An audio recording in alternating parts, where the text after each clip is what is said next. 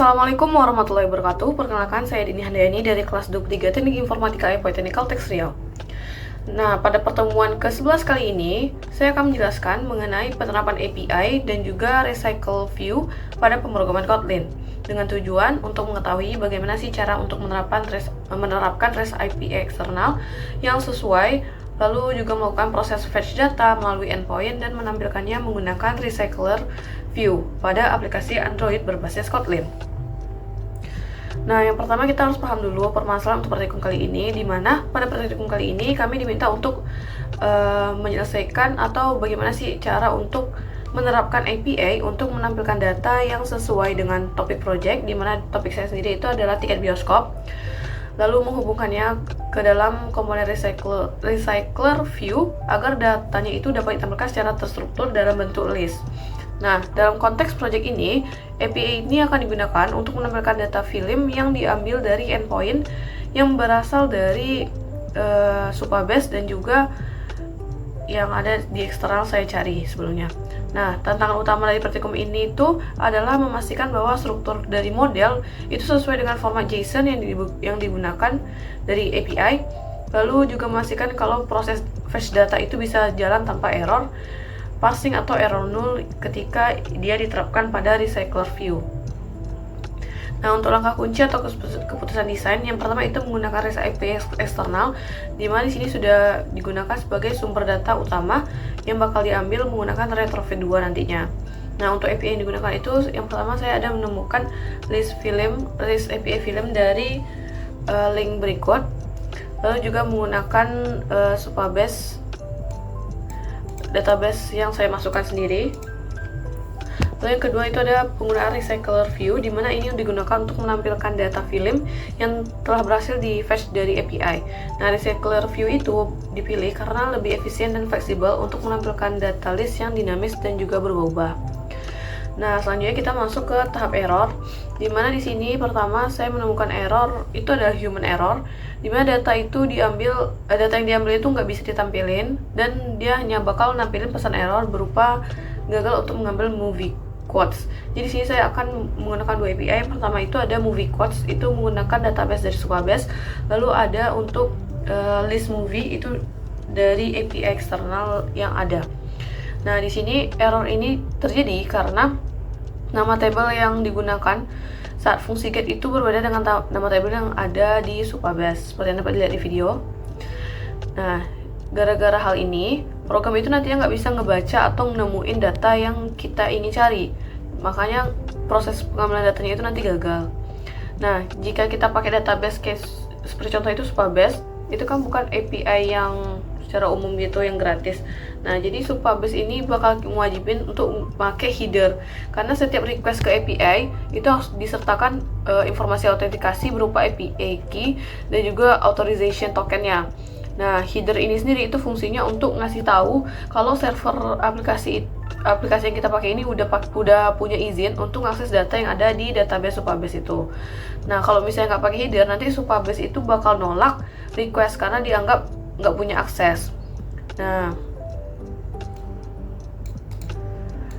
selanjutnya untuk memperbaiki masalah ini itu cukup dengan melakukan penyesuaian pada bagian pemanggilan data, di mana itu gunain nama tabel yang sesuai, yang benar dengan struktur tabel yang ada pada database Supabase, sehingga datanya nanti bisa terbaca dan ditampilkan dengan benar.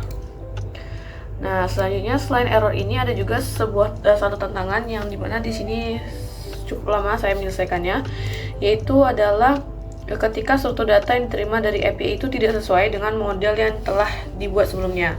Nah, hal ini bakal nyebabin aplikasi itu gagal nampilin data dan memunculkan pesan error berupa gagal untuk membuat gambar, seperti yang dapat dilihat di video. Nah, yang ini itu bisa dilihat pada bagian model data, di mana struktur awal data yang saya buat itu hanya menggunakan satu data class berupa movie model, padahal sedangkan API yang digunakan seperti yang dapat dilihat itu punya struktur JSON yang membungkus list data film itu ke dalam objek lain lagi. Nah, jadi dia punya field seperti current page dan juga data. Nah, ketidaksesuaian ini itu menyebabkan proses parsingnya itu gagal. Jadi dia nggak bisa menampilkan data yang ingin ditampilkan.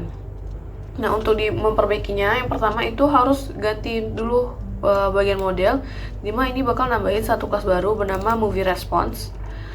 Nah, ini dibuat menjadi dua kelas karena dalam penggunaan retrofit sendiri itu butuh dua kelas model, karena struktur data yang dikirim oleh API-nya itu kan tidak secara langsung berupa satu objek, ada list data gitu. Nah, tetapi dia dibungkus lagi nih dalam objek bernama data.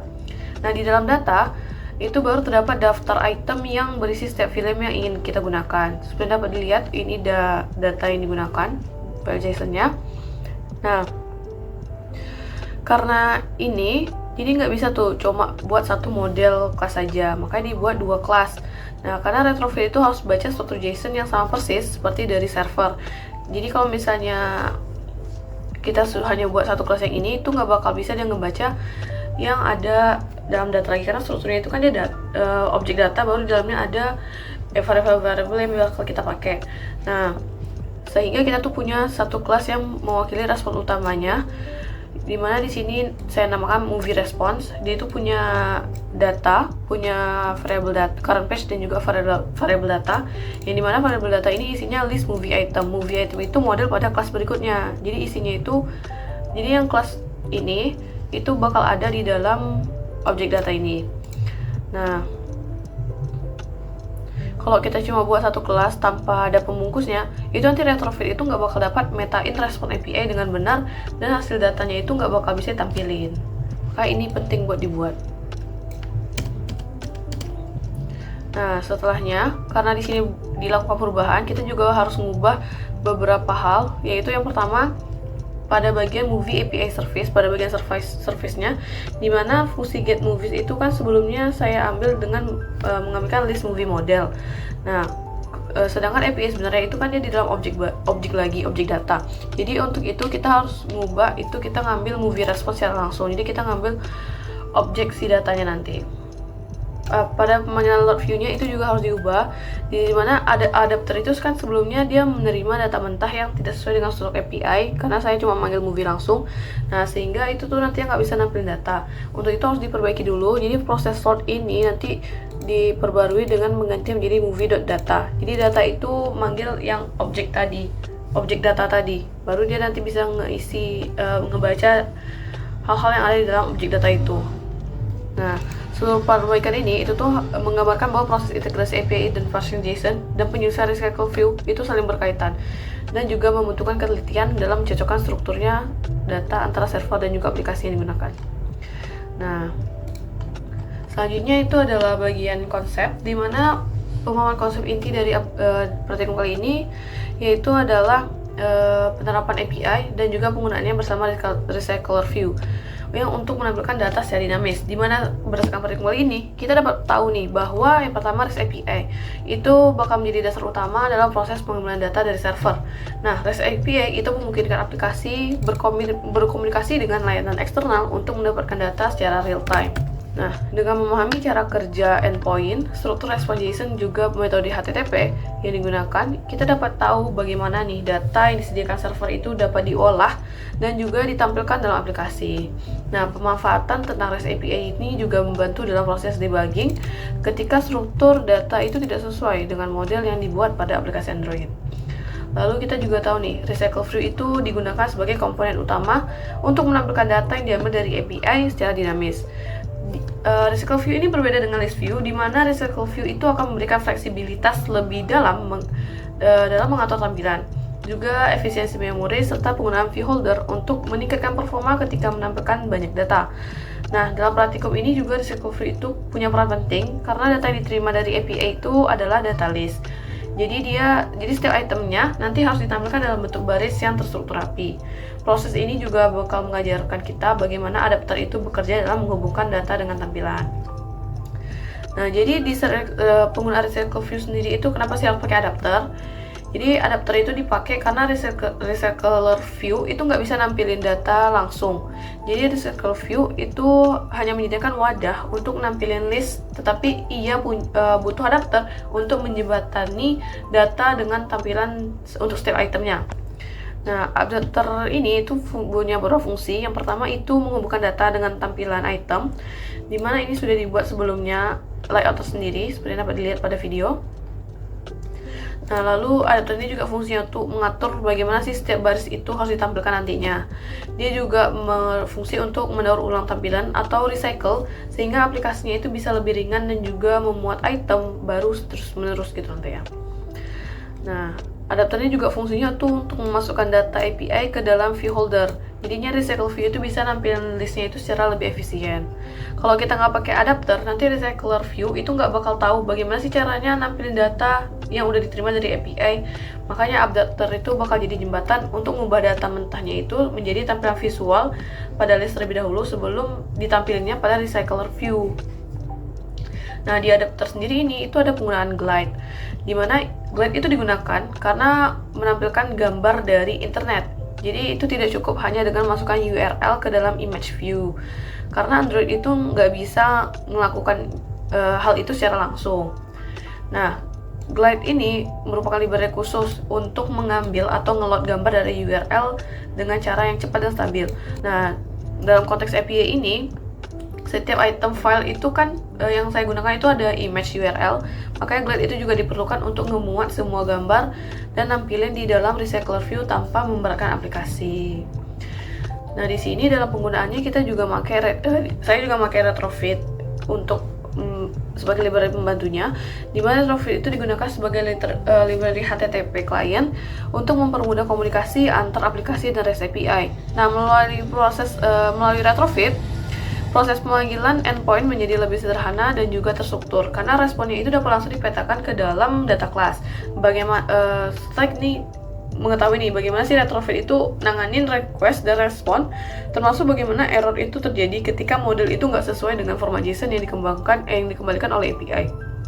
Dengan retrofit ini, proses parsing dan data itu bakal jadi lebih efisien dan juga mudah diintegrasikan dengan komponen lain seperti recycler view. Retrofit itu punya peran penting karena proses komunikasi antara aplikasi Android dan juga server itu bakal dipermudah untuk mengambil ataupun ngirim datanya ke API. Jadi pakai retrofit itu kita nggak perlu nih nulis kode HTTP itu manual karena retrofit itu udah nyediain cara yang lebih terstruktur, rapi, dan juga mudah dipahami. Nah, jadi apa sih hubungan materi ini dengan materi sebelumnya? Jadi pada pertemuan sebelumnya kan kita udah belajar di dasar-dasar pembuatan antarmuka, juga penggunaan fragmen, mengolah data statis, lalu juga pada praktikum kali ini kemampuan tersebut itu dikembangkan dengan menambahkan data dinamis dari API. Nah, konsep view binding, adapter, fragmen, dan juga manajemen tampilan menjadi lebih relevan karena menggunakan penerapan API dan juga recycler view.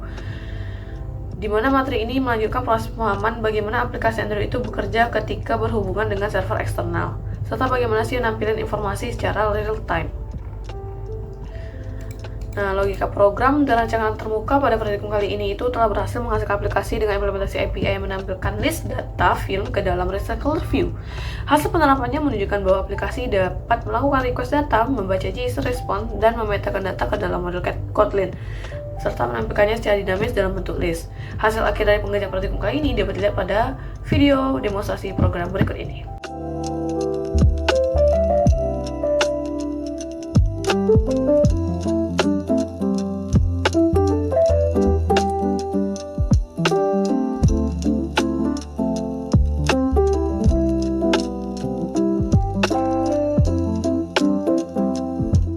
Baiklah, mungkin demikian penjelasan saya mengenai praktikum ke-11 kali ini. Demikian dari saya, wassalamualaikum warahmatullahi wabarakatuh, dan terima kasih telah menonton.